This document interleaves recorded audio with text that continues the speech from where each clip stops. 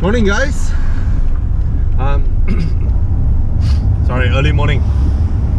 So yesterday, I was at the launch of the it's the locally assembled Mercedes C43 AMG and the GLC 43 AMG. So I had a very interesting conversation with Mark Rain, the VP of Mercedes-Benz in Malaysia, sales and marketing.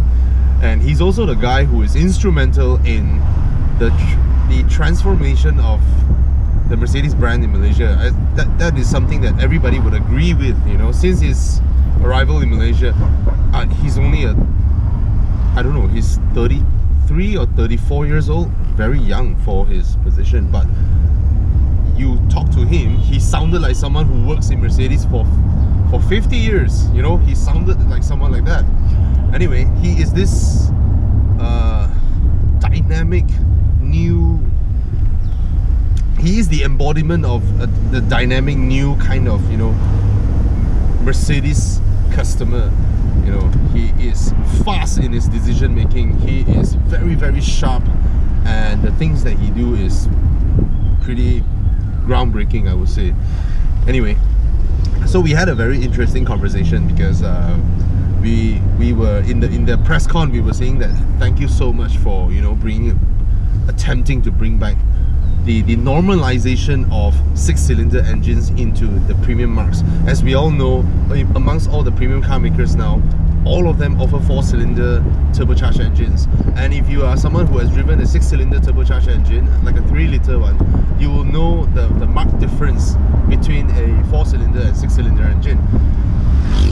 Anyway, long story short, so he was, after we commented about the product and all that, we say it's a good move and all that, and he jokingly said that, Bobby, you are the one who I really that I would want to see you driving a Mercedes-Benz, you know, one of these exciting Mercedes-Benz things like that. So then we chat over beer, we continue the conversation, and I try to explain to him that you know what's the funniest thing? When every reader will ask me which is my favorite car brand, I will always tell them it's Alfa Romeo.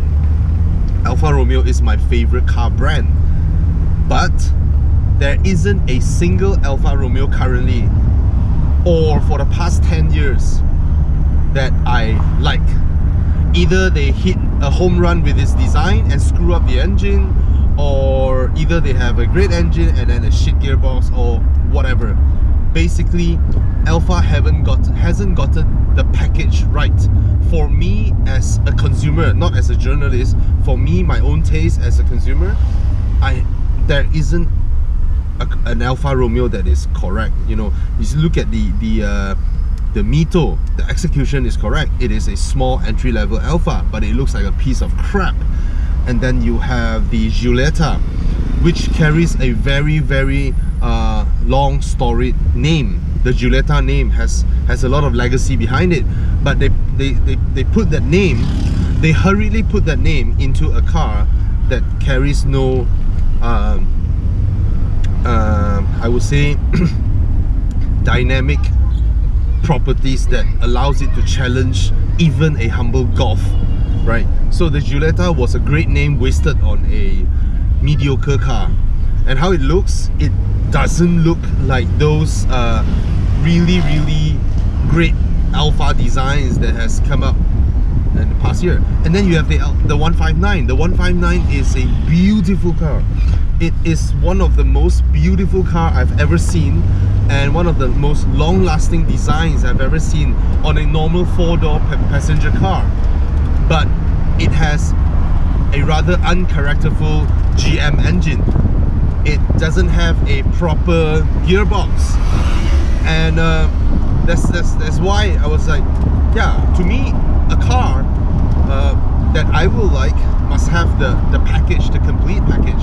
Anyway, so we had that conversation. So I try to explain that by telling them that when I got my Audi S4, the Avant, everybody thought I'm an Audi fan, because previously I had another Audi.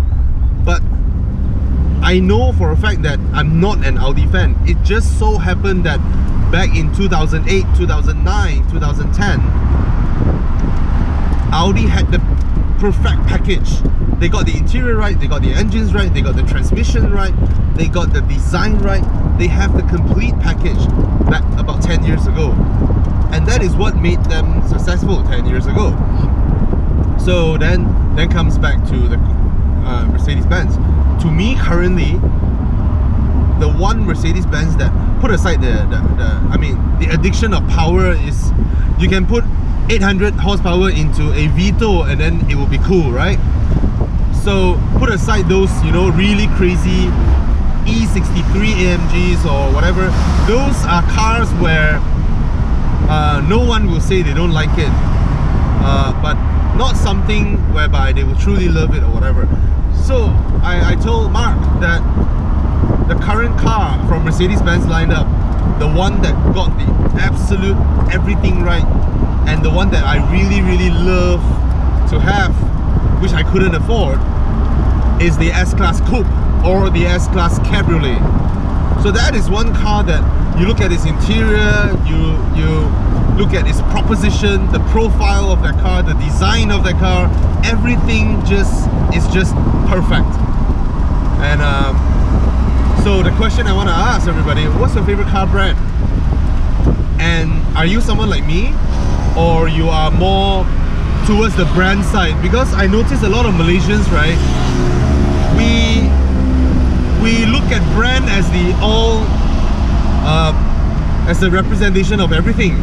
We just look at the brand, we like the brand, and then we go for it. We don't really judge the cars. So yeah, which is your favorite car brand?